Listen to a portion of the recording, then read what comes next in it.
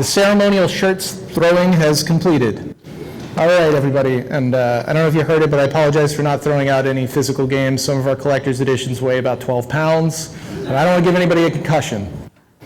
All right, so my talk is called Never Give Up, Success Could Be Right Around the Corner, and the talk title doesn't really fully explain what I'm going to talk about, because it's not just about that. I'm going to talk about my whole career in gaming, my whole history in gaming, kind of from the boring starts when I was a kid to now. And I'm going to go over all the different times where I've failed and kept going, all the different times I've had successes, and what created those successes. So I'm kind of hoping to impart some basic knowledge that has helped me along. The one thing that I've noticed about success is it's not necessarily replicable. So I can tell you how I found a successful idea, but you can't just go out and replicate that, right? But I can tell you how I failed, and you can avoid those same failures again. So I like to talk about failure, even though a lot of people don't like to hear about failure. The thing about failure is it's going to happen, and it's not the end. So that's really what I'm diving into here. So an introduction to myself. My name is Josh Fairhurst. I'm the CEO and co-founder of Limited Run Games, and I'm the president and co-founder of Mighty Rabbit Studios. Now, Mighty Rabbit Studios, we haven't released a game fully developed by ourselves in like 7 years now, but we do work with In Exile a lot. So we were a primary contractor on Wasteland 3, Bard's Tale 4. We're working on some upcoming projects with them. So really, we're just kind of behind the scenes now, but we are still kind of actively developing games, which is cool. So the key points of my talk, I just want to dive into these because there are more points than just not giving up. Never feel like you'll amount to nothing, because I'll dive into a couple times where I felt like nothing. Never give up, that's the title.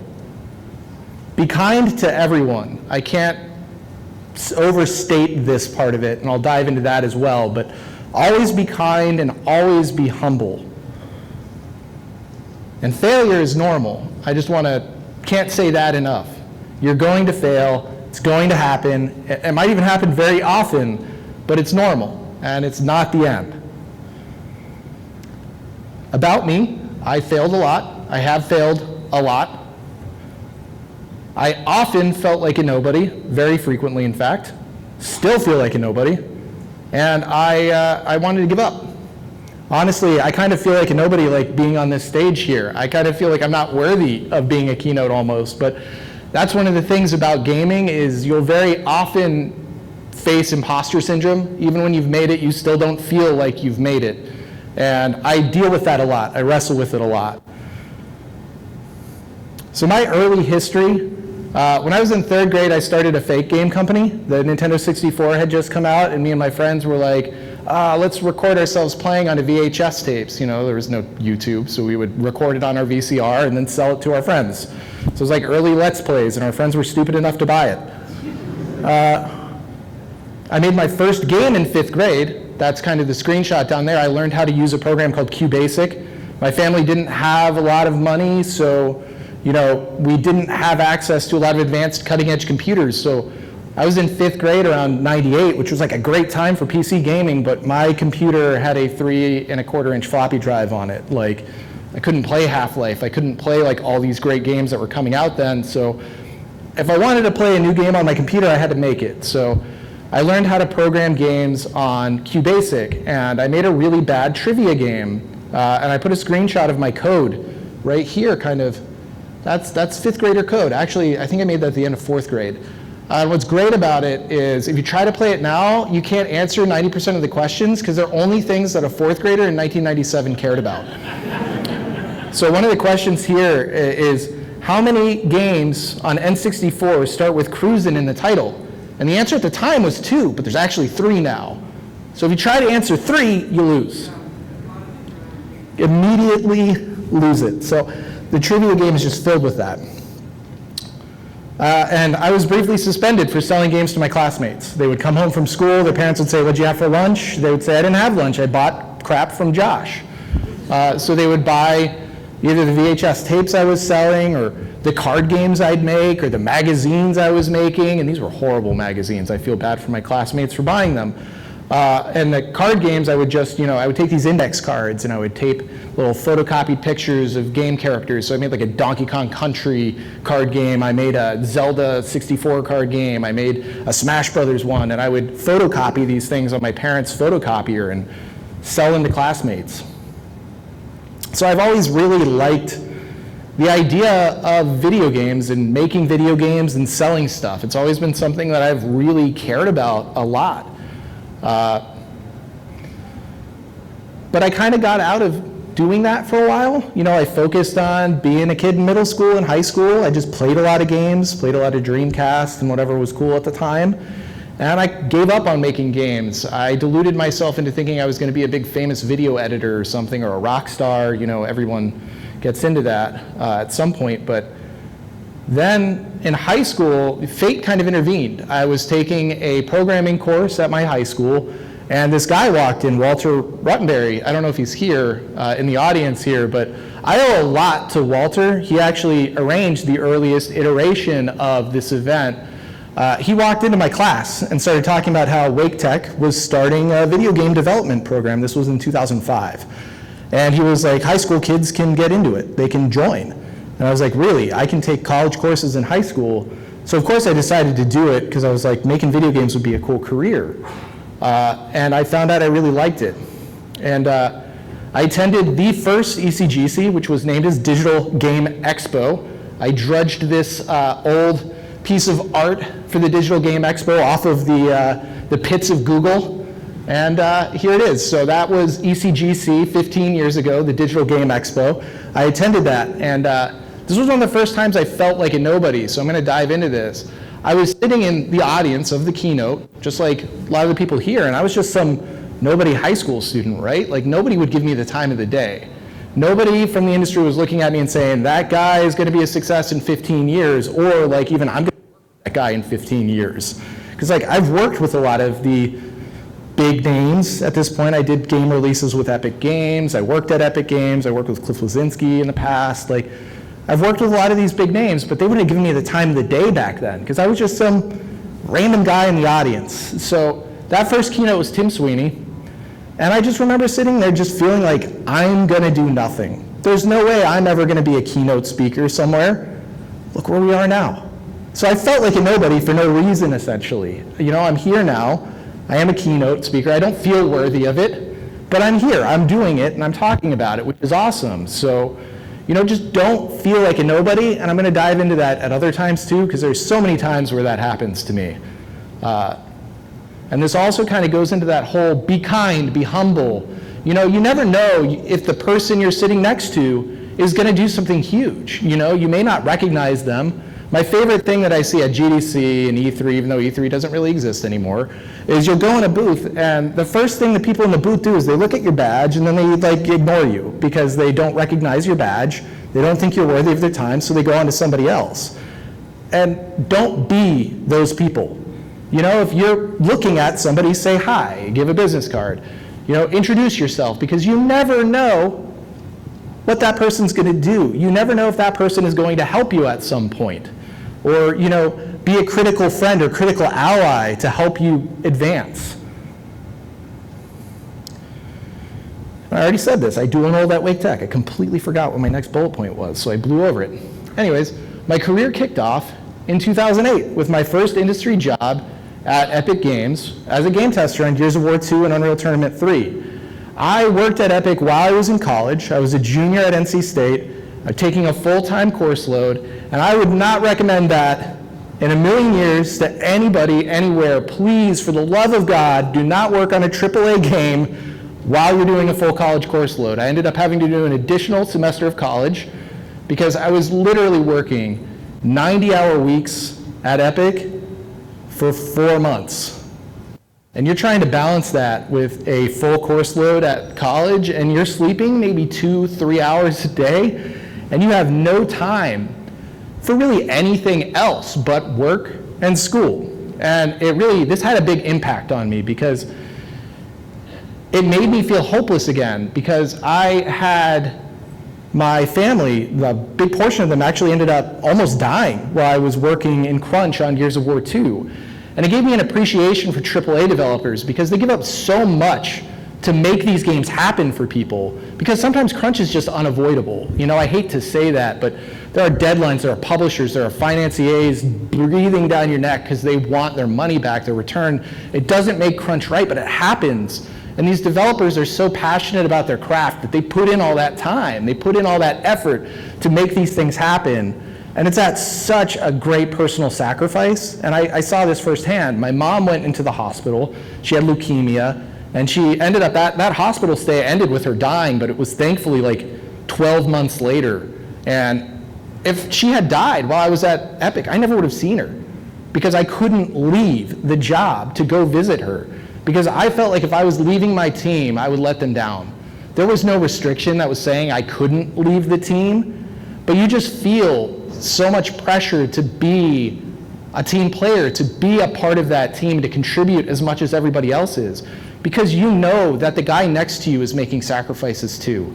It's not healthy by any extent, and it's why so many of these companies have like psychiatrists on staff to talk to their employees about their mental health, because it just happens. So for me, I left that job feeling like, what am I gonna do? I wanna make games, but AAA is probably not right for me. I'm gonna have to give up so much to do it. So my big takeaway was that, you know, AAA game development, it's tough. But still, undeterred, I wanted to make games. And I felt like AAA was probably the only way it was ever gonna happen, so I just had to do it. I had to learn to live with it. So in college, my senior project was developing a game. I made a game called Terraform. Terraform was a first-person puzzle chemistry-based shooter. So you have a gun that shoots various elements, and you combine them to form compounds to solve puzzles. So you have to go through this world. It's very Metroid Prime-like. It's an open world. You retraverse different areas. You unlock new ones by getting new elements. And we built that in 3 or 4 months with no idea how to use Unreal at all, and really no direction from our teacher.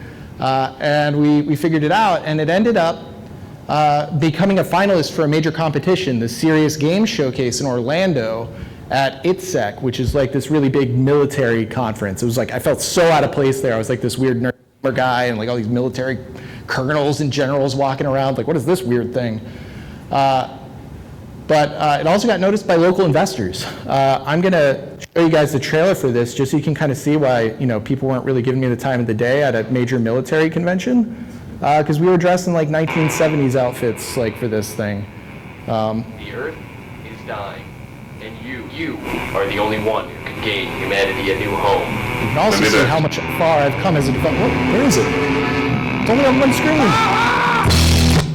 YouTube videos. It's like, oh, PowerPoint's up. Let me exit the PowerPoint. Here we go. This will give me control of my screen back. And now you can see the YouTube video. Here we go. Let's restart that. My embarrassing trailer for my college game project. The Earth is dying, and you are the only one who can gain humanity a new home. When next.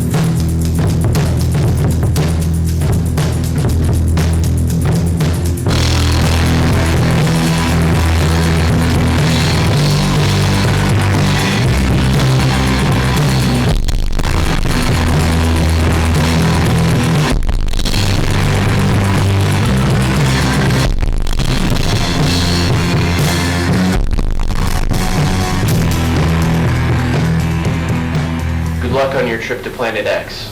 All of humanity is counting on you.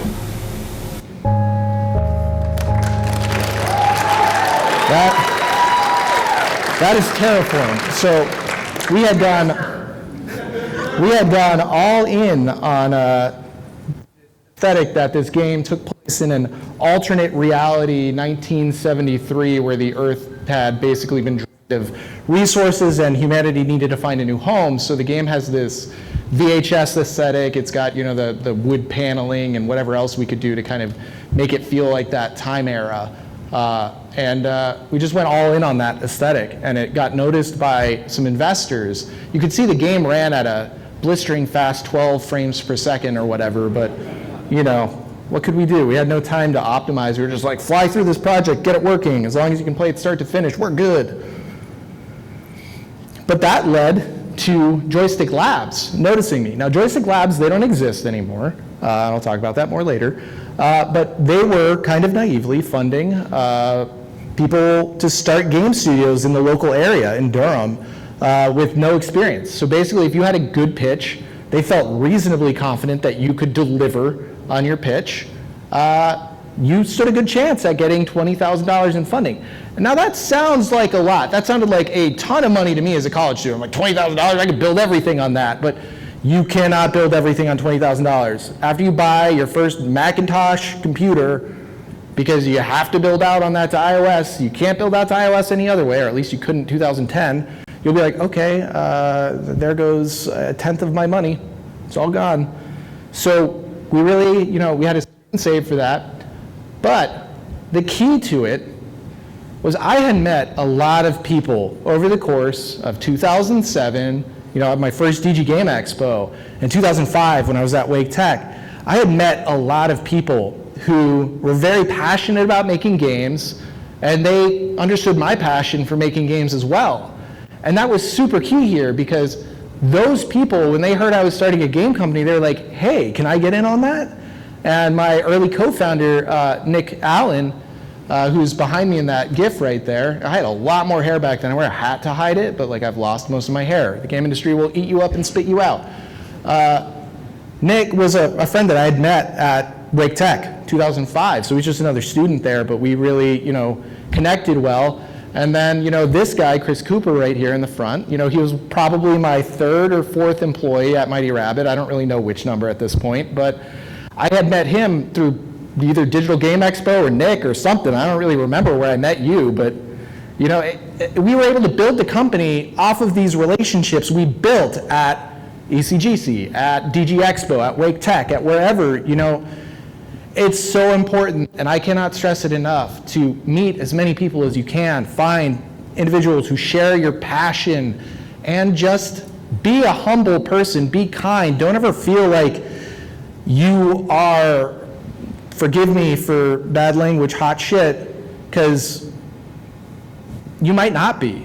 And you'll burn a lot of bridges acting like you are the be-all, end-all person, or that you're too cool for whoever this person is, because even once you're successful, you still want to try to connect with these other people and build these connections, because and you never know where somebody's going to be in 10 years. So our game that we released was this game called Saturday Morning RPG. It is currently on Switch, PlayStation 4, PlayStation Vita. It's on the Ouya, if you still have an Ouya. It was on iOS, but it's been delisted, and it's on Steam. But it took 2 years to develop. We thought it was going to be this huge hit. You know, we thought it was going to be a big deal, but for a variety of reasons, it flopped financially, and that was because we had made a bad choice on the platform we launched it on. We had made a horrible choice on the business model. We had made some very questionable agreements and signed some questionable contracts to get funding. So Joystick Labs actually had a 50% stake in our revenue. And when you're thinking your game's going to make $10 million, you're like, okay, that's not a big deal. I still have $5 million. That's great. I can do a lot with that. But when you find out that your game actually makes $100,000 and you have 5, 6 people that need to be paid, and they need to be paid in an ongoing capacity to build another project, $50,000 is not going to make that happen. So it was a bad situation, and I really felt like I had failed, and that was the end.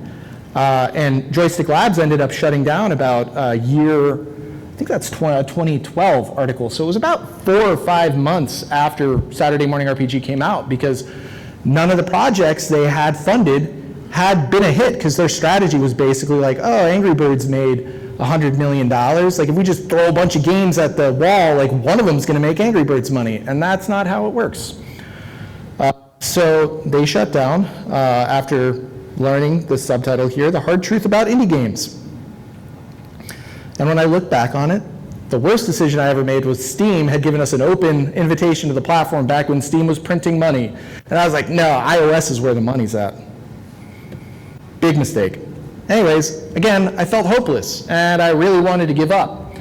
But I soldiered on. And again, through the help of somebody that I had met, I was able to survive. I would not be here today without this guy, Randy Greenback, who I don't think is in the audience here. I cannot thank that guy enough. And if you ever have a chance to meet Randy Greenback is the nicest person you will ever meet, and he will fight for you so hard to make sure that you're successful. It's amazing what this guy did for me and has done for so many other people in the industry. But he managed to hook us up with this game called Breach and Clear. It was a project that needed to be developed. And they were a decent sounding budget to us. We were like, it was $100,000, which is not a good enough budget to build a game on, but we needed money and we were desperate. So we took it, and my strategy was I will pay all of my employees and not pay myself. So throughout Saturday Morning RPG, throughout Breach and Clear, throughout Breach and Clear's sequel, which I will get to, I didn't pay myself anything. I just racked up massive amounts of credit card debt. Yay! But I was able to keep my studio going, and I paid my people first, which I want to stress is a really good thing to do if you start a company, because it builds loyalty, it builds trust. It shows your people that you care about them, which is always super important. It plays into being humble and being kind. Breach and Clear was released in 2013, and it was a huge financial success for the company that we built it for. Unfortunately, we had no stake in that success. However, well, I'm going to say again, I felt hopeless and felt like giving up because we didn't have money. But, however, right when we were at the end of it, I felt like everything was over. We didn't have money. That project had ended. We were able to get a sequel. Another publisher had come through. They wanted a sequel to Breach and Clear. And our client was like, okay, let's do a sequel. Now, the downside was our client was currently playing Last of Us and was like, I want to do a sequel with the game with zombies set in Boston. And we were like, whoa, that doesn't really work with the serious military tactics that Breach and Clear was based on. And they're like, no, we got to do it. And I wanted to play like Diablo. And we're like, okay, that also doesn't really fit with what we had built originally, but okay, you're playing Diablo 3 right now. So we ended up designing a game that kind of played like Diablo 3, that had a bunch of zombies and was in Boston, and you had a 40-hour campaign, and you had procedural loot and dungeons and quests and online multiplayer and a million features, literally every single feature set you could possibly imagine. Because we had 3 publishers, and all of them wanted a different game. So we had to make the game for all 3 of them at the same time. Now, unsurprisingly, the game is kind of an interesting mess. It's not a complete mess, though. We built the game in 11 months on a $400,000 budget. Sounds like a lot of money, but you're talking about building a game that has a 40-hour quest, single-player quest campaign, online multiplayer, full loot system, procedural dungeons, like all of this stuff. $400,000 doesn't even scratch the surface of what you need to build that game. We learned that the hard way. But the game came out, got about a high 60, low 70 on Metacritic, so to be honest, I feel like we were kind of successful. But the game failed financially because nobody who played the first Breach and Clear was like, I want a game with zombies set in Boston that plays like Diablo. They wanted a tactical turn-based game that leaned into the hard military aesthetic that we had with the first game. So we get abandoned by our client because, of course, the person on the bottom of the totem pole is the one that's most responsible when a game fails. It's never upward. So as a developer, we were abandoned by the client. Our client ended up going on to build Friday the 13th, a game which made millions and millions and millions of dollars, but we had no involvement in it, unfortunately, because we were unceremoniously dumped. Now, we finished Breach and Clear deadline with about $10,000 left in the bank. What on earth are we going to do with $10,000? I got 11 employees because Breach and Clear deadline took a lot of people to build. 11 employees cannot get paid on $10,000. So I was faced with a decision. Do I shut the company down now? The company is at a point where we should honestly probably shut down because we have no path forward here. But after sitting everyone down and preparing them for closure, like I even accepted a job at Wake Tech as a teacher at this time because I was convinced that it was over for me. I needed to get a real job. So I got a real job being a teacher at Wake Tech. But my team was so tenacious about continuing that they convinced me, they filled me with the feeling that if I kept things going, it would work out.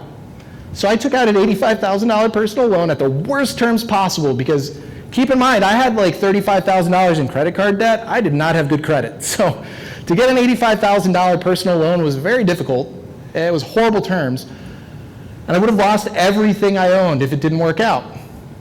But I did it and I kept the company going because I believed in my team. I believed that they believed in me. So I did that. And I also, with that money, took a chance on something that came to mind when we were about to close.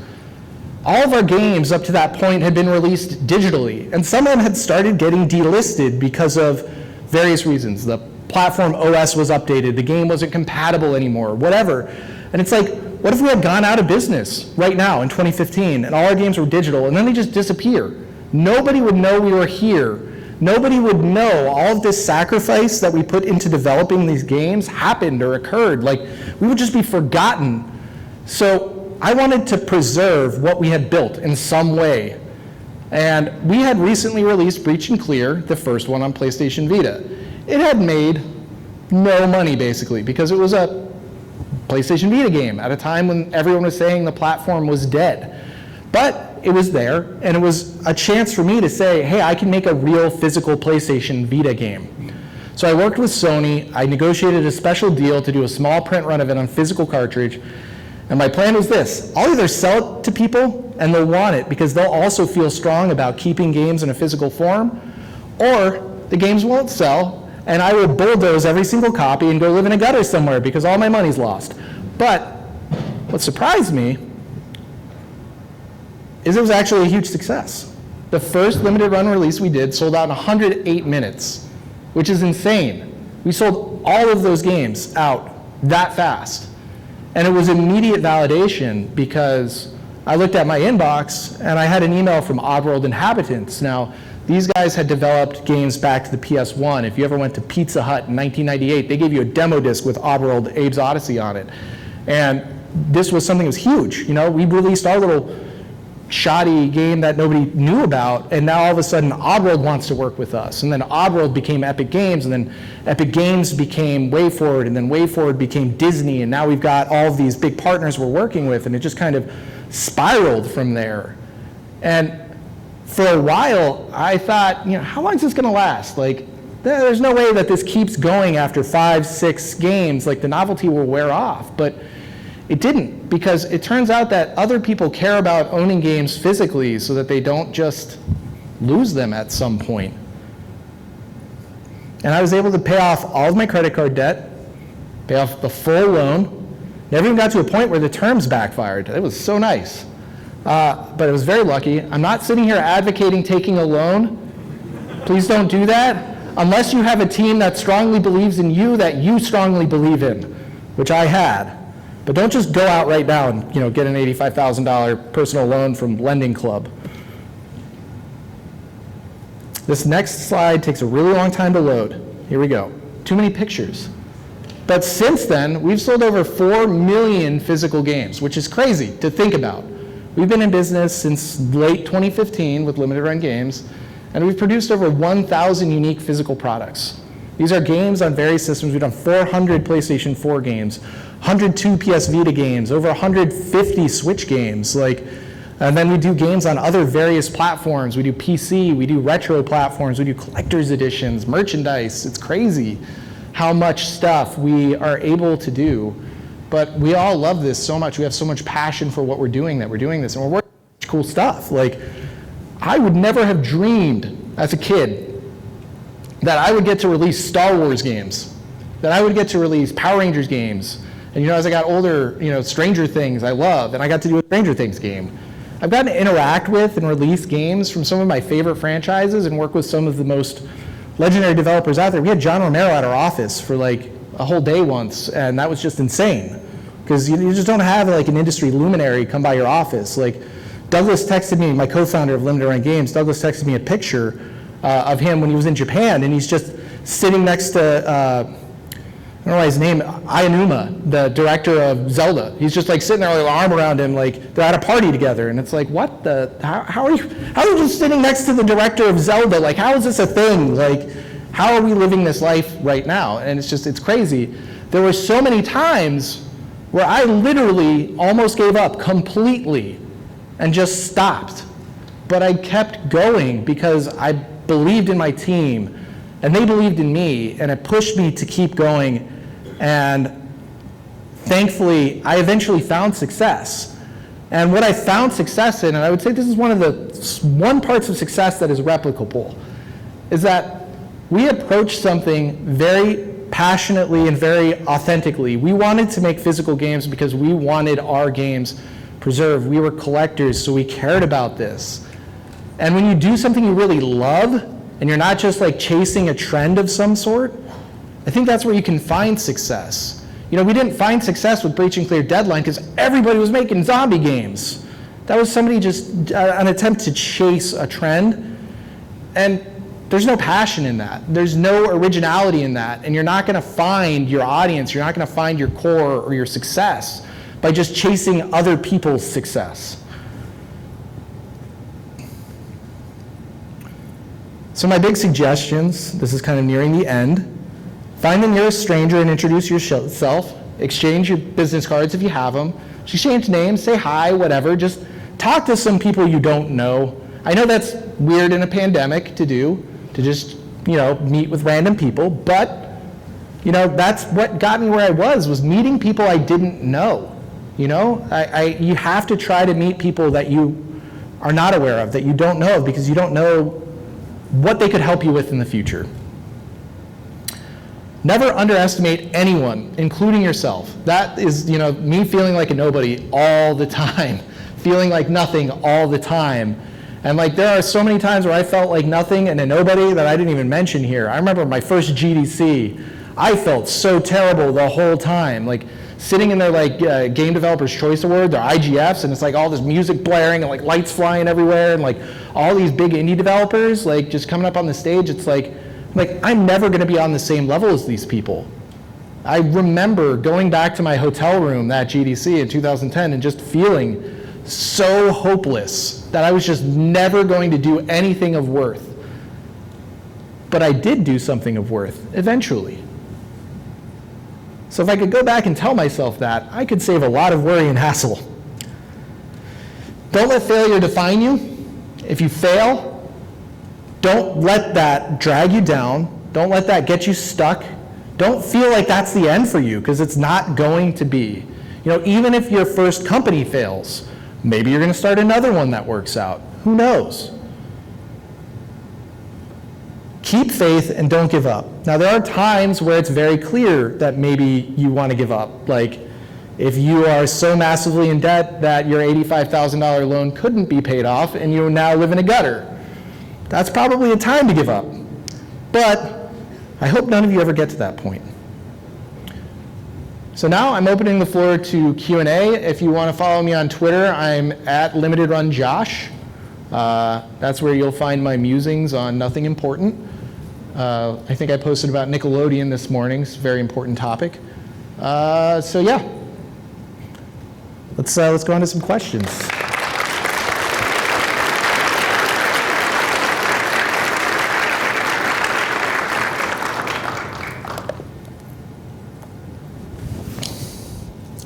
Wow, 40 minutes. It actually worked out.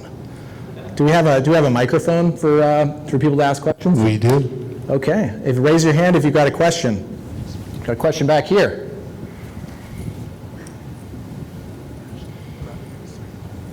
You can ask me anything you want. Ask me my favorite fast food restaurant. I don't care. It doesn't have to be relevant to the talk. I will answer it. Unless it's something I can't tell you about. Who's our first? Right there.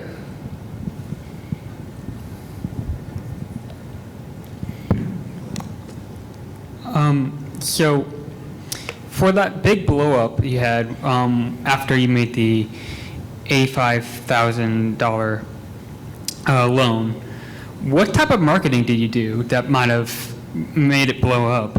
So the marketing that we really leaned into, that's actually where my co-founder Douglas stepped in. He had been a salesperson at Best Buy for a really long time. I know that's not exactly, you know, a complete lateral shift to marketing, but I brought him on because he knew games. And I said, like, hey, can you go to some collector forums and have some very, like, authentic conversations? You know, he just went on there and was like, hey, I'm a collector, this is what I care about, and this is what we're doing.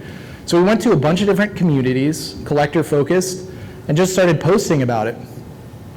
And that really built a lot of initial early hype and support for what we were doing, because collectors are just naturally concerned about this idea of digital games potentially disappearing in the future. Because this does happen, you know, games get delisted all the time, and a license might expire for a game, and then it's got to get pulled from all the storefronts. Our client that we worked with on Breach and Clear Deadline, before they did Friday the 13th, they actually released a game called Speakeasy on PlayStation 4. It was available for 3 weeks before it was pulled from the platform. There is no record of this game online at all at this point.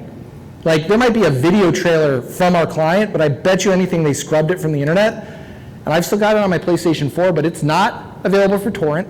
You can't pirate it. You can't do anything with it. It's gone. And that's going to happen to a lot of digital games as we go on. So collectors were naturally frustrated with that, and that worked in our favor. See this gentleman. And then this gentleman right here has had his hand up as well. Hey there. So I'm interested in what I can do to help build my network using a community that I build up. How can I get my foot in the door in the industry if I already have a bunch of people, you know, interested in what I'm doing, but none of the industry people are? So do you want, I mean, it really depends. If you want to do something for yourself, work with your network and start building games with them. Start building bigger things and release whatever you can, and start building a following that way. The market's really crowded right now, but it's still possible for good games to stand out. If you want the industry to notice you, you really just have to kind of pound the ground and go to places like, I would recommend things like Too Many Games, MagFest, various events like that where you can get cheaper booths. PAX is pretty expensive, but if you can go to PAX and show off your games, there are a lot of industry people that go to those, walk around, they see games. That's a good way for people to get to notice your work. But really, like, that's what worked out for us early on in terms of getting the word out about our games. Because even though our games didn't sell very well at Mighty Rabbit Studios, Saturday Morning RPG got a considerable amount of press coverage. Because we took it to a lot of events and we managed to connect with a lot of people that way and show the game off and get them excited about it. It's just when it went into market that it kind of got lost because the business model that we chose was so horrible. I don't need to dive into that, but it was a free-to-play thing, horrible idea. Free-to-play sucks. This guy here, and then we got a hand right there. And then hand back there as well. I'm gonna try to keep mental track of the order here. First of all, great talk, man. Really appreciate that. Thank you. And diving in. My question is, in many fields, but specifically in gaming, whether your passion is sales, marketing, developing, whatever, one of the biggest challenges you have is, that comes back, is a lack of experience. What would be your suggestion when it comes to overcoming the lack of experience to gain experience? So it's hard. I am a kind of person who hires tons of people with lack of experience. I am like 100%, I get a gut feeling about a person, and if I feel like they're passionate about what they want to do, I know that they're going to do it. Like, you know, Ben right here, I brought him on. I met him at ECGC in 2011 and brought him on to market my product. He was an insurance salesperson, I think, at the time. Like, he had no marketing background. And by the time he was talking to our marketing team, because we had actually got a marketing team through the publisher we found for the game, and the marketing team was basically like, Ben is better than us. He's doing a better job. And he was just a guy that came by our booth, and we just got such a good gut feeling about it. And we're like, we got to get him on. We got to do this. And A really good hire I had at Mighty Rabbit for testing was this guy named Justin Okeke. And he was my Uber driver back from E3. I was like dying after E3. I was like I remember on the plane, I was so sick. It was the most sick I've ever been in my life. I was dying in this Uber. And he's just like, oh man, I love E3. I love video games. I love doing this. I want to get into developing games. And I was like, okay, when I'm not dying, please come by our studio. And I invited him to our studio the next week. He came by and he was just so passionate about everything that we're like, we got to get Justin on our team. And there's another guy, Alfonso, shows up at our doorstep and he's just like, hey, I just came up here from Florida. I want to work at a game company, like totally unsolicited.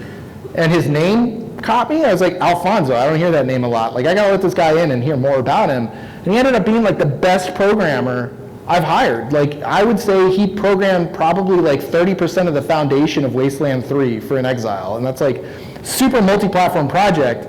This dude had no experience whatsoever. So I'd say you got to find the right people and just exude passion, personality, and show that you are here for what you want to do.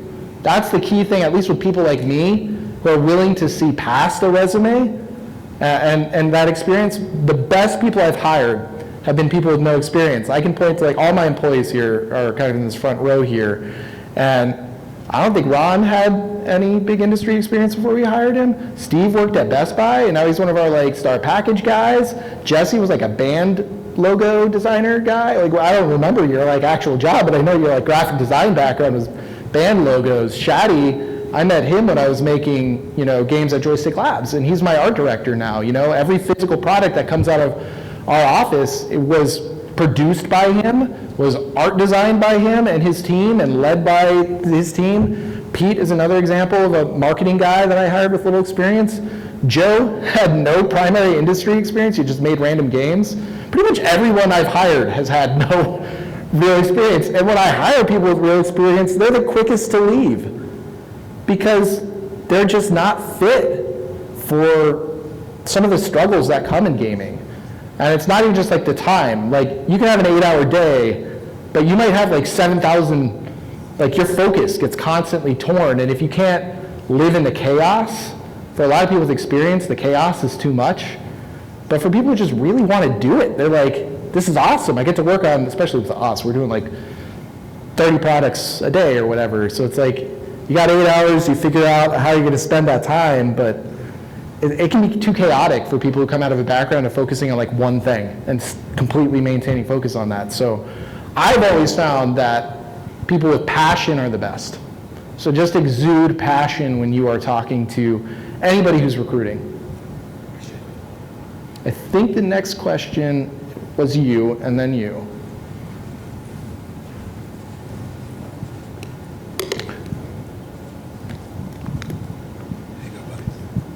Hey, so I am wondering if you have any tips for meeting game professionals that you don't know online. Is it through LinkedIn, like where to go and how to introduce yourself without being an annoyance? Yeah, so I would say LinkedIn is the worst because you get so many spam messages on LinkedIn. Once you have like, they'll see like, oh, you got 500 plus connections.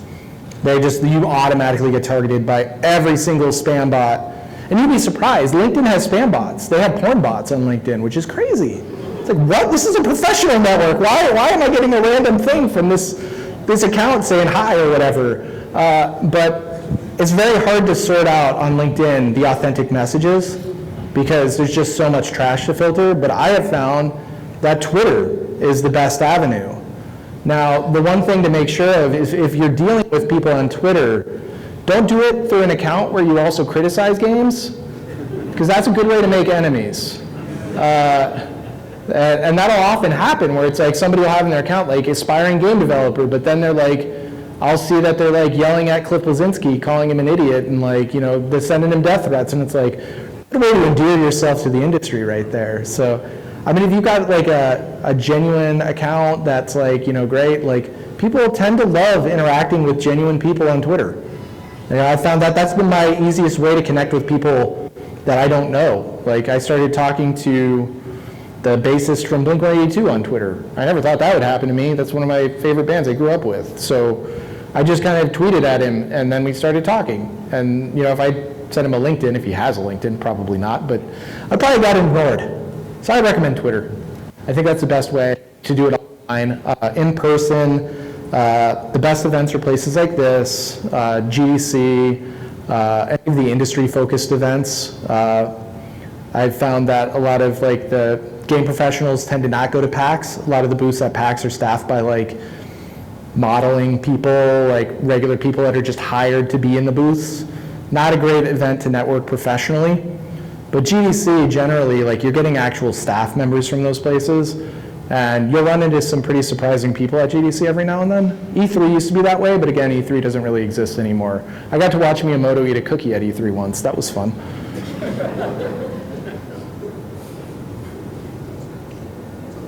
The woman in the yellow.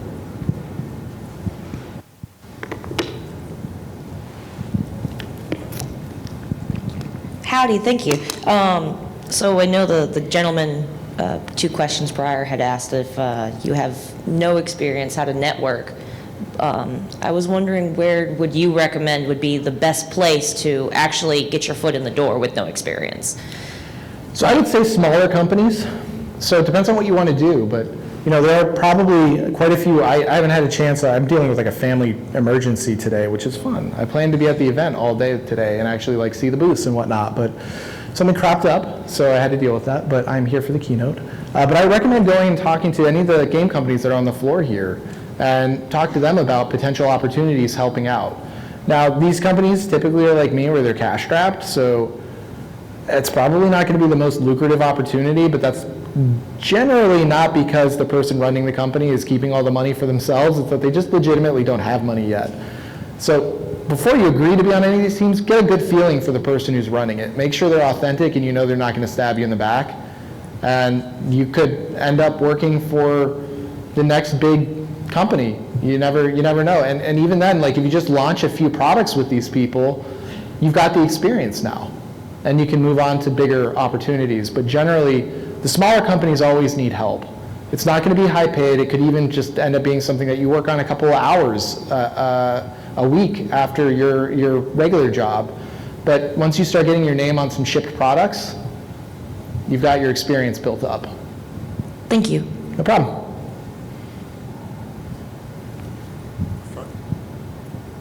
We're going to move back to front. Very front, armchair. Hi, I'm a big fan. Hope the store is coming along pretty well. And I didn't mention, but we are opening a limited run games retail store next weekend. So Saturday, April 30th, in McGregor Village in Cary. It's kind of a dilapidated shopping center, but I did it for the cheap rent. My question is, with digital games being really big now, and like Nintendo and Sony closing their eShops, how much of video game preservation is now playing a part in your business, versus kind of like having a physical form? Yeah, so I don't like to, preservation has different meanings with everybody. So to some people, preservation is instant accessibility to everybody 24/7. And that's a really hard standard to hit with preservation because of all the copyright laws around games and the ownership rules. So preservation is super multifaceted. I would say that the vast majority of it happens illegally through piracy. You can download games on Pirate Bay, and that is where I think the strongest efforts for preservation come from, because they're all up there, they're hosted, but there are plenty of games that are not on Pirate Bay. This could be a game that nobody cared about. This could be an XBLA title that everybody forgot about, because there were a lot of those. Well, the way that I like to see how limited run slots into that preservation is that we're the backup for when those torrents go missing. If the torrent goes missing and the game is no longer available digitally, you can pop in your disc and get the game again, and somebody can start another torrent with it. Look, I'm not advocating piracy of my products, but I kind of am. So if you have the disc, it kind of preserves the game in a way that ensures it will still be accessible. And even if it's in a limited quantity like we do, where it's a couple thousand, it still exists, because we're still seeing things where one copy of the game exists, and that's enough to make sure it gets back on the internet. So I just kind of like to see us as almost an insurance policy for preservation, rather than, we're not a be-all, end-all solution, but we are a small piece of it, I think. And I think it's important because a lot of gaming history will be lost as these storefronts are shut down. And it's sad because, it could be a small game that nobody's ever heard of, but what if the person who made that small game that we've never heard of goes on to become the next Hideo Kojima? You've lost an early piece of that person's development history and portfolio, and that's going to be felt when we start researching these people 50, 60 years down the line.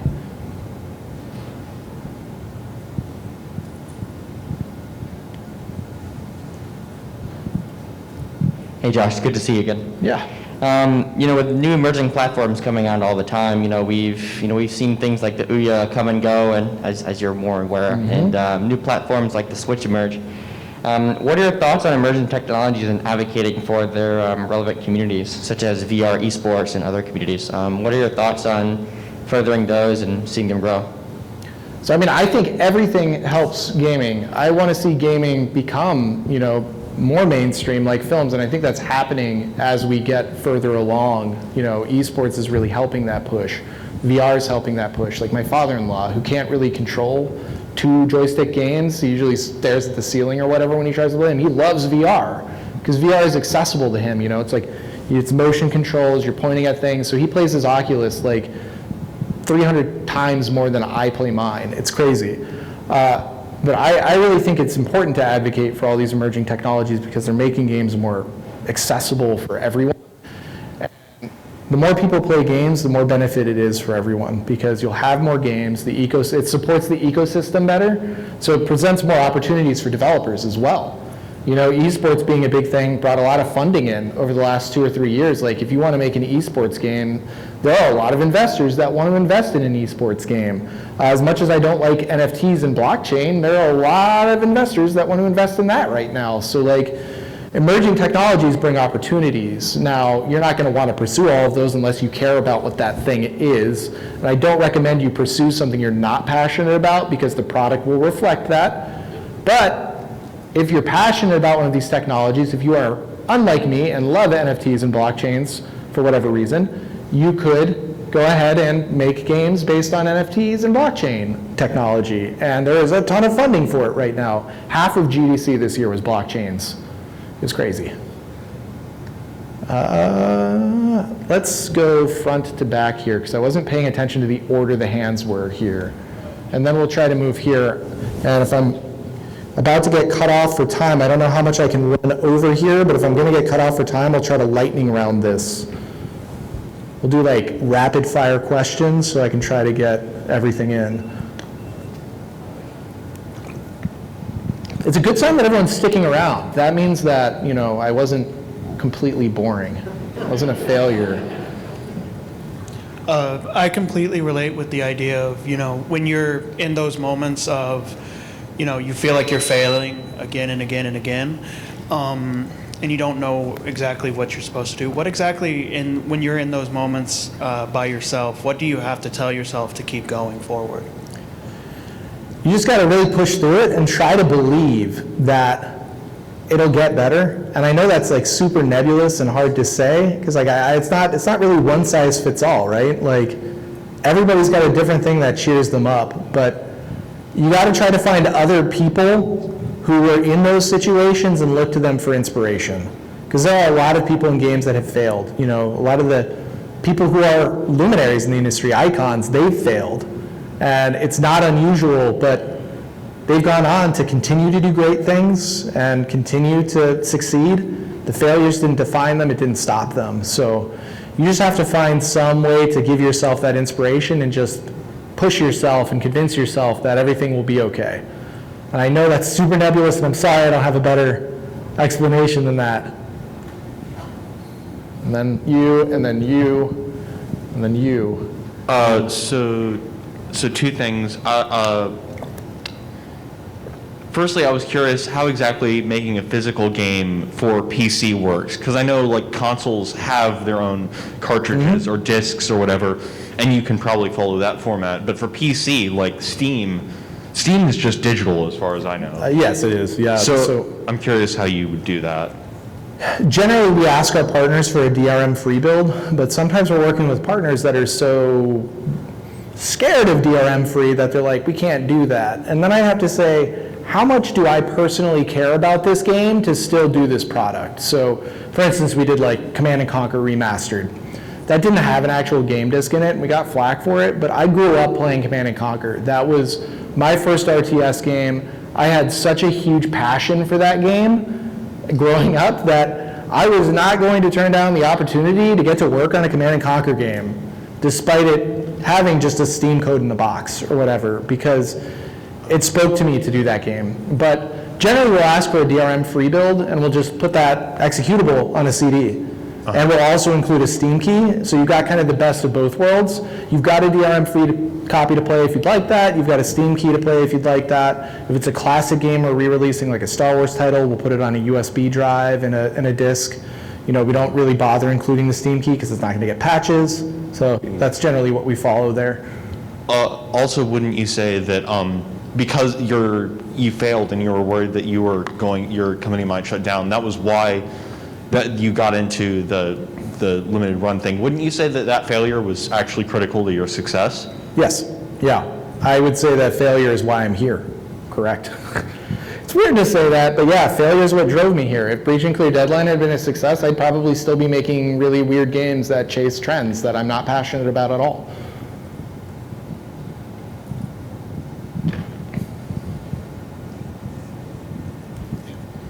Hey, so I want to go back to your comment about crunch in the industry, and my intent here is not here to get on a soapbox about the state of the industry, but do you think it's possible for the games industry to make the cultural shift away from crunch?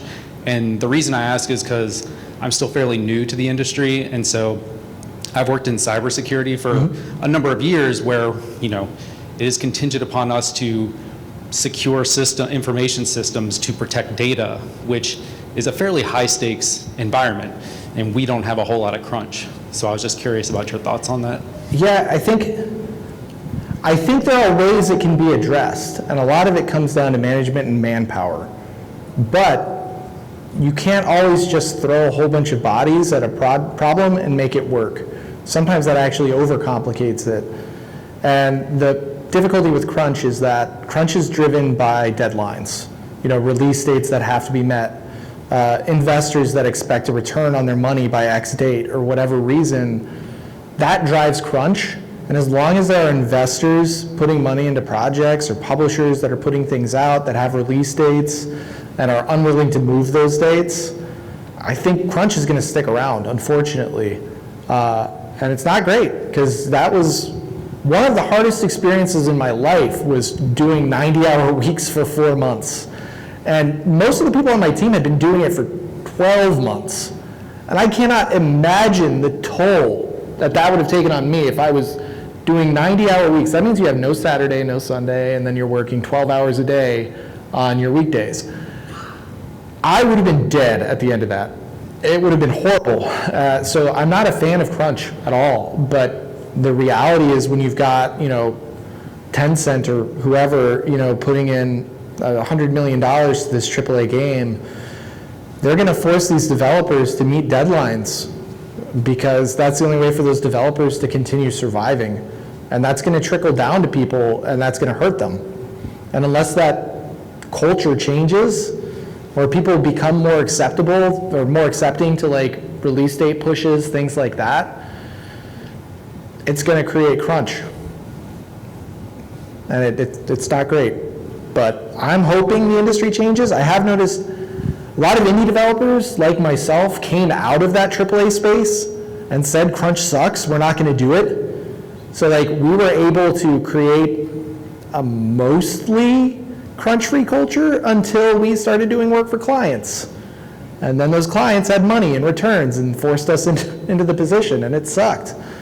But I always believed in personal autonomy. Basically, a person could take on tasks, and I tried to create a culture that at least didn't create that expectation that everybody on the team crunches while other people are crunching.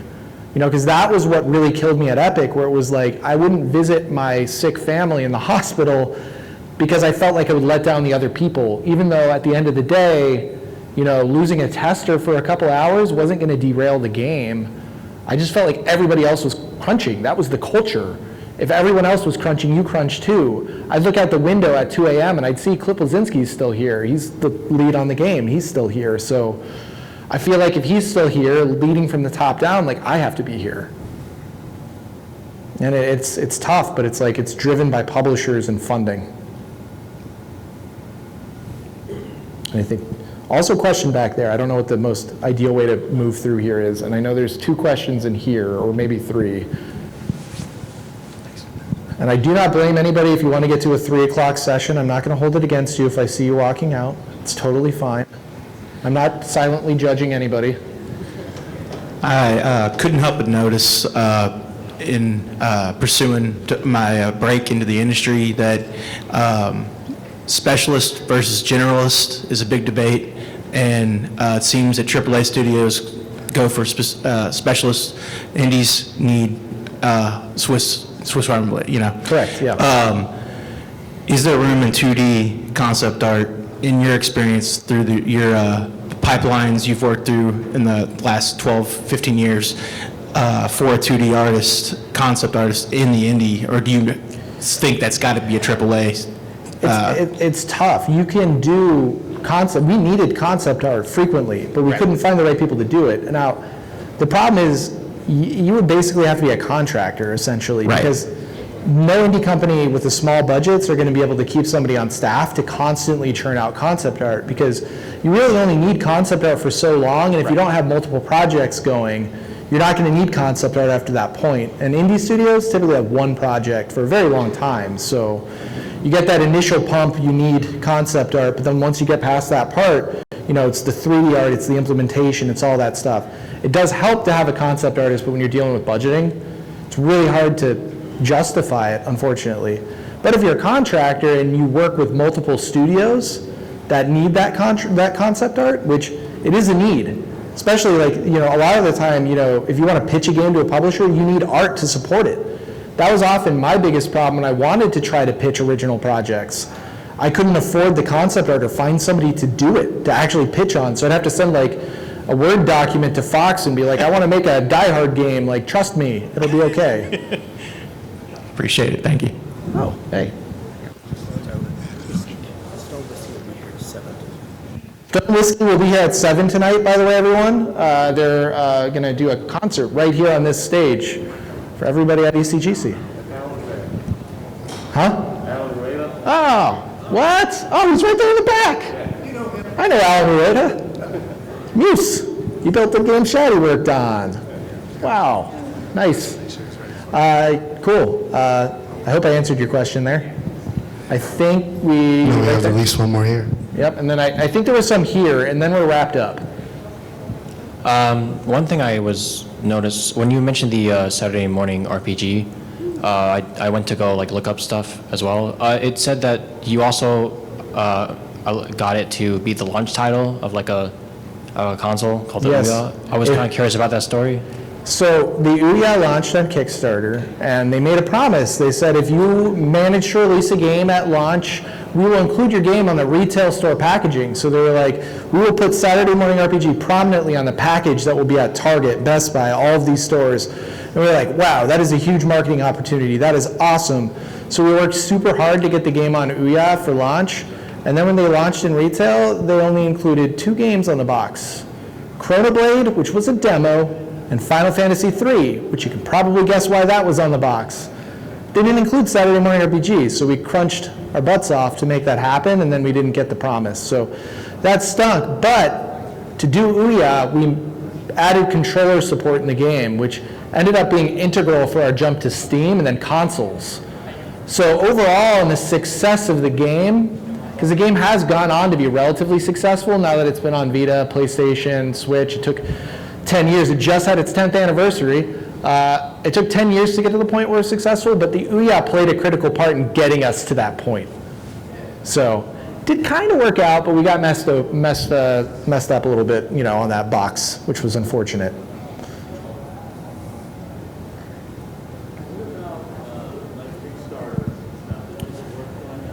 So Kickstarters, crowdfunding. We did a Kickstarter for Saturday Morning RPG, and the one thing I will say is that it did help us get the funding that we needed to complete the final leg of development on the game. But when you do a Kickstarter campaign, there ends up being so much expectation from the fan base, from the people who back your game, especially if you end up having like a runaway hit. And that can create a lot of pressure on your shoulders, and that can create a lot of unnecessary time sink because you have to update these people constantly. And you also have to make sure you deliver on all of the rewards, which are a really complicated thing to figure out. You know, the production prices, like what you need to do and what you need to charge for physical goods. It can sink you if you're not careful about it. And I've seen that happen a lot, where Kickstarters just can't fulfill their rewards because they didn't budget for the physical items. They didn't properly figure out, you know, how much money do I need to make the game and how much money do I need to do this. So it's a tricky thing to pull off. And I think if you can avoid crowdfunding, I would avoid it just because of the added overhead and the pressure, because it is a lot of pressure. But if you need it, and it's the only way you can get your game made, that's why the platform exists.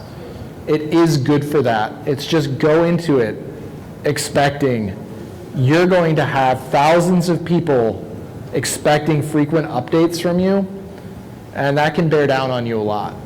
And if you're not prepared for that, it can end up having a mental toll. A few other questions up here. I think we got one in the back, and then we'll move forward. Hello, it's an honor talking to you, but after you were finished with like one of your games, or most of them at least, what was your like expectation? Like, were you confident that was going to blow up? Were you going to think it was going to be a great game? With Saturday Morning RPG, we all sat around and discussed the crazy things we would buy with all of our riches, which was very delusional at the time. We all thought it was going to be a huge success. We were convinced by the press coverage, by everything, that we had a hit game on our hands and it was going to do super well. And it ended up making about $10,000 the week it came out. And the week a game comes out is like a critical week. That's usually when you make your most money. So it kind of predicts your lifetime revenue on that platform. So that predicted a very bad lifetime revenue on the platform, and all of a sudden our dreams were crushed. And a couple people left the company at that point, but a few people stayed in. When we released Breach and Clear, we didn't really have a financial stake in it, so we just kind of hoped it would do well. And that game did do extremely well. So of course the game we don't have a financial stake in is the one that makes millions of dollars, but I digress. But I would tend to say set your expectations around failure, because that will then prepare you for when the game is not a failure. And if the game is successful, you don't really need to be prepared for a game to be a success. Like, a game can be a success and provide a bunch of funding, and then you're like, okay, now I can make my next game. But if a game is a failure and you can't make your next game, you need to be prepared for that. You said you played Command & Conquer. I was wondering which ones you've played, and which one was your favorite? So I played a lot of the original Command & Conquer, and then I played Red Alert, and then I played a lot of Red Alert 2, and then in college I played a lot of Generals. And I would say Generals was probably the one I played the most, but my favorite would be the original just because of my personal nostalgia for it. It's obviously not the most robust game, but I love it because it defined me a little bit. Like, it got me into, it was one of the first games I played, and I was like, this kind of kicked off my imagination and how games could be and how I could make them. The real game that pushed me to get into making games was Pokemon, but you know, Command & Conquer is one of those formative experiences that made me feel like I wanted to make games. So I have a soft spot for that one. 3? Nice. Yeah. I think got one there, and then. Since you worked on the Command & Conquer series, I was actually really curious how it was fixing the bug issues with Command & Conquer, the first Red Alert, and then the alt-tabbing for multiple screens. So I only did the physical goods for Command & Conquer Remastered. I didn't actually get to work on any of the games themselves, unfortunately. On the physical goods side, I had a very good time working with EA. They were very passionate about, they had just released maybe like 3 or 4 years earlier a Command & Conquer game that just got really trashed by the community because it was a free-to-play mobile thing. Nobody liked it. It was a huge step back for the franchise.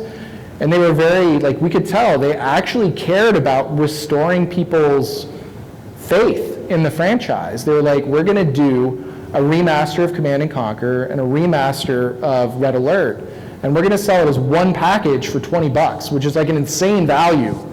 And they were like, no microtransactions, which was very un-EA. And we just felt the passion there, and we're like, this is a game we want to be involved with on the physical side. And as somebody who loved Command and Conquer, I was like, yes, I want to do this. This is awesome. But I didn't actually get to work on any of the development of it, which is unfortunate. Now that I'm so focused on the physical side of things, I don't get to dip my head into development as much as I used to. Because we're working within Exile, they handle most of scheduling my development team. Like, they make sure everyone's got tasks, so it's like, it gets to be hands-off for me to manage my development team while I handle all the physical good stuff. Love making games, though. I wish I had time for it.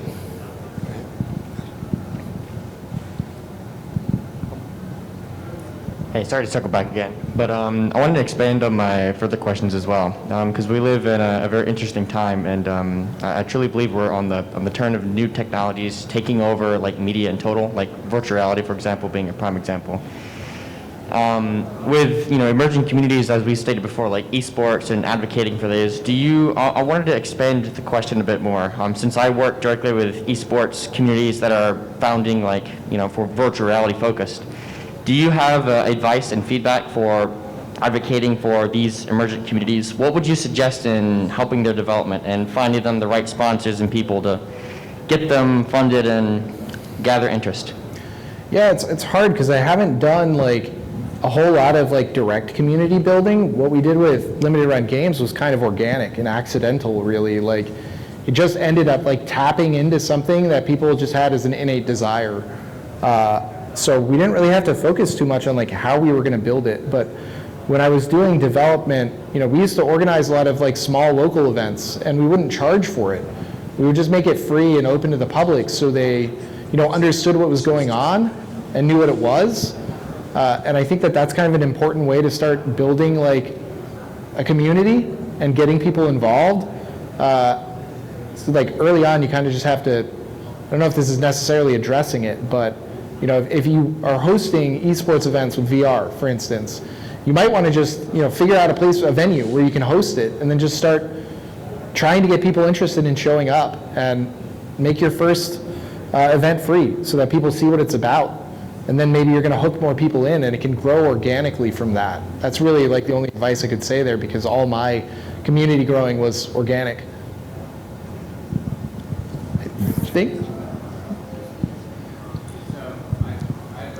I think we get. Can you make sure this guy gets it next? Perfect. It's all good. Josh, thank you so much for speaking to us today. I have a quick question for you. How does someone arrange to get a meeting with you? And number one, do you do any mentoring? Do you mentoring in new companies that are coming around that want to learn from you? How do you? So I'm absolutely happy through email. If you want to talk to me afterwards, get my email address. I am totally happy to answer any questions through email. I tend to be completely stretched thin when it comes to actual in-person time. Absolutely. I hate that I have to say that, but it's the amount of stuff we do at Limited Run, it kills me. But through email, I love being able to offer whatever advice I can, as long as I can kind of do it on the email time, if that works out.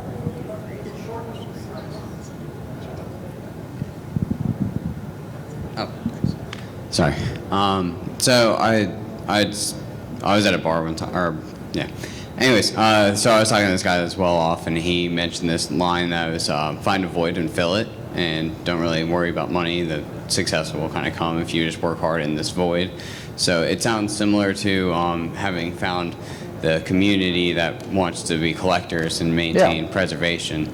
So I was wondering how you find a void and gauge if it's a profitable endeavor to go through, and if there's no voids that really align with your current passions and interests, or the trend that the passion you have is also aligned with the trend, which makes it where you're stuck in the competition level of everyone's building zombie games, but that's what you like. How do you bring yourself to stand out? If it's your passion, whatever the trend is, I think that your passion is still going to shine through as long as you're able to release a game that shows that, exemplifies that, that is a good game, that like brings your vision to life. Like, a bad game's still gonna be a bad game, even if you have the passion, but if you can execute a really good game, even in a crowded space with passion, there's a high chance it can still stand out because the passion's gonna show amongst the thousands of games that are being released by people who have no passion just because they've been told to follow a trend. When it comes to finding a void, you just really have to think about what your passions are, and if any of them don't align with the trend, if any of them are something where you're like, you look at it and you say like, this is a clear void. Like for me, when I was doing development, I tried to get them to get off zombies and get on dinosaurs because I was like, I like dinosaur games and nobody's making dinosaur games. And they wouldn't let me do a military game where I was walking around shooting dinosaurs. They were like, nobody cares about dinosaurs. And then Ark came out 3 years later and I was like, dinosaurs! You should have done dinosaurs. But you got to find something you're passionate about and try to see if there's a void there and pursue that. Because that is, that's where I think you're going to find the most success, when you're passionate about something and there's a void or a niche to fill. All right, so I guess along those lines, is a void in game mechanics something that's also worth like pursuing, like your I first think game so. with I mean, Breach? if it's with Breach and Clear, one of the things that I think set it apart and made it successful was it played a lot like Frozen Synapse, and that was kind of unintentional. We had actually based the gameplay on Madden, of all things. It was a game where you were planning out your movements, and then your movements were happening simultaneously with the other team. So we looked at football games and we were like, you pick a defensive formation, you pick an offensive formation, and that's how like football works as a coach. You're creating these formations and hoping everything plays out the way you want it to. So that's what we did for Breach and Clear, and then we were like, oh, this Frozen Synapse game exists and it's basically doing that already. But Frozen Synapse was the only game doing it. And Frozen Synapse looked a very particular way. Breach and Clear looked more mainstream, and it was also easier to play and control versus Frozen Synapse. So, that gameplay mechanic of simultaneous turn-based gaming was not being tapped into, really. And there was a demand for it. There was a hunger, and it set Breach and Clear apart and allowed that game to be successful. Cool. Thank you. That's interesting that you mentioned that, because my brother mentioned a comment about instead of great artists steal, that old line, and it's great artists, you can't tell where the inspirations came from because they pulled so fluidly. Yeah. So it's weird. Most that you people would pulled have thought, most people would think it was NFL Frozen game. Synapse, but no, we played a lot of Madden and NFL 2K. So, that was where most of our research time went. Awesome. Thank you so much. Is there someone else you saw? I'm not sure who was first. Yeah, she's been waiting around.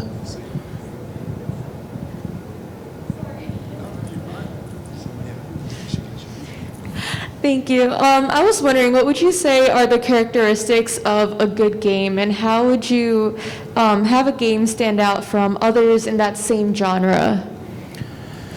So, I mean, it's hard to say what a good game is, because I think even games that some people view as bad are still good games. I like a lot of games that critics have called horrible, and they've called them train wrecks. Like, one of my favorite games is a game called Alpha Protocol, and most people absolutely hate that game. They think it's terrible. Obsidian made it. It's like kind of like Mass Effect, but you're a spy. And I just thought it was really cool. And if you play it in a certain way, it actually kind of plays like it's good. But it's a very broken game. But like, I feel like every game has, and there are merits to every single game. So every single game is good in a way, but some games just end up being more good than other games. And it's a nebulous feeling. Like, when you play a game, sometimes you just know, like, this game is good. You just kind of feel it. And it's hard to be able to say, like, how to do that.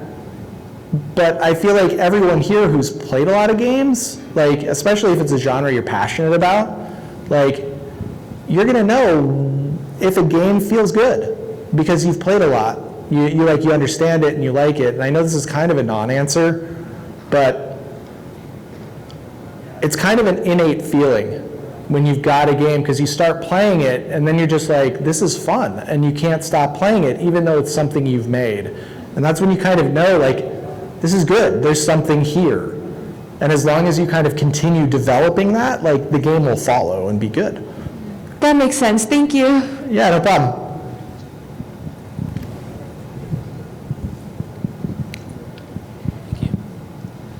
Hey, I was just wondering, how important do you think it is to go from community college to like get your bachelor's from a 4-year university versus like say just like trying to jump into like an indie studio right out of community college, or Yeah. if you have no experience? 2 of my employees were high school dropouts. One of them was actually a middle school dropout. I'm not going to name names, but he was one of my best employees. Again, not going to name names, but I think, passion trumps everything really, and ability trumps everything. And if you can do things and you have the drive, you're going to go far regardless of what you do. So no, I don't think it's necessarily critical to go from community college to a 4-year college. I think like the only real benefit that I got out of my 4-year college degree was that I got noticed by investors at the end of it, and that's kind of unlikely. Like that's not just like a thing that always happens. It just kind of accidentally occurred. It's all luck, and a lot of the game industry will end up being that way. But if you come out of community college and you feel like you can make a game and you have people that you can build that game with, go for it. Make the game. Like you don't have to take any defined path. Now in AAA, a lot of the recruiters will look for that experience, but oftentimes if you've made a game and it's good and your recruiter sees that and you did, an adjacent thing to what you're applying for, like on that title, they're going to look at that and say like, you made a game, you did something. Like at this point, your education does not matter. Yeah, because that kind of like rolls into the whole, whenever you're applying for like AAA, they're always asking for like 3 years of experience or something like that, or even 5-10 years, depending on what position you're applying for. So like working with like, or just making a game with like your friends or people that you like meet and stuff like that kind of can supplement for that, is what you're saying? Like if you end up making a game, working on it, that can kind of, instead of going to like a college, that can help with like the 3 years of experience or whatever? I feel like Does that make sense? Many times it's more beneficial to build a game. The one thing that I can advocate for with regards to getting your degree is if gaming doesn't work out for you, you have to really assess this. If you feel very strong and passionate about your ability to make games and your ability to succeed in the space, start making games now and really just start building out what you want to build out. But if you don't feel 100% confident in that, it is good to have a degree. So if something doesn't work out, like when I thought Mighty Rabbit Studios was going to go out of business, I went and got a job teaching at Wake Tech. And I could not have gotten that job on experience alone. I needed the college education to fall back to that career. And if things hadn't worked out with Limited Run, that would have been the only way for me to get my life back on track. So it's a complicated question where it's like, you really have to have a deep internal dive on it and figure out what is right for you. But building games, always super important. If you feel like you can build one, build it. That's your key. One more? Can I do 2 really fast? Because I got 2 people. Okay, we're good. We got to lock it after these though. Okay, thank you. I appreciate it. And thank you so much for the talk. It's like perfect timing for me. My question is there someone on your team that's like the visionary, not necessarily the tech person or does the coding, but is the visionary? And was that a different journey for that person to break into the industry than, say, a coder? I myself am more the visionary of my project, and sometimes it's hard to get people to see me, especially in the industry. It's like they don't necessarily...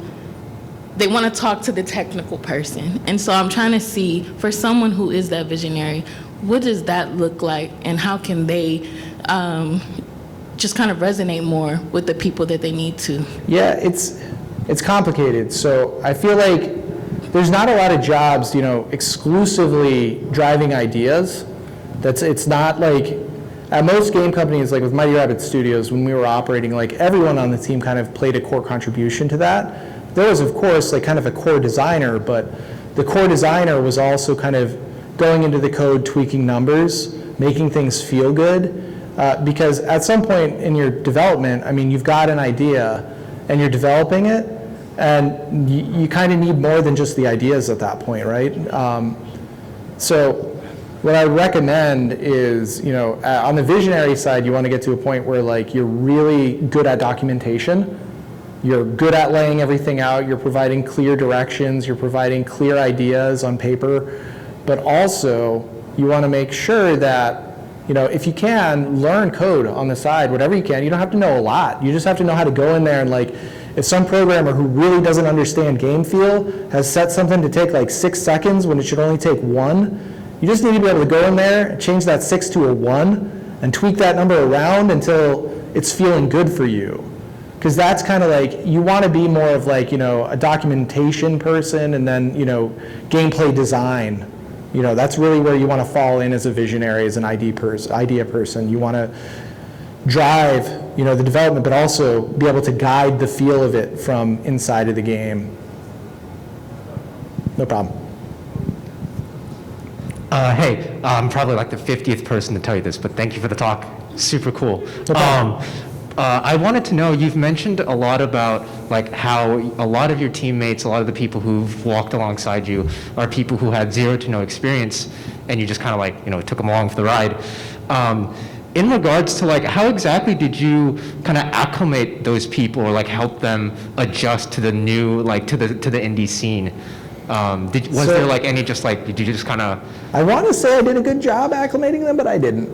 Yeah, mostly just kind of my new employees, I would just kind of, I don't want to say throw them into the fire, but like they ended up kind of getting thrown into the fire a lot of the time where, we just had to learn as we were going. And if you play Saturday Morning RPG, you will see that a lot. The game looks like it was held together with like duct tape and bubble gum. Like, you can tell that that was my first game project for a lot of people just trying to make something work. And it's surprising how well it worked, but it's still clear there's a lot of rough edges. And that was a lot of people who had no experience just figuring out how to make things work.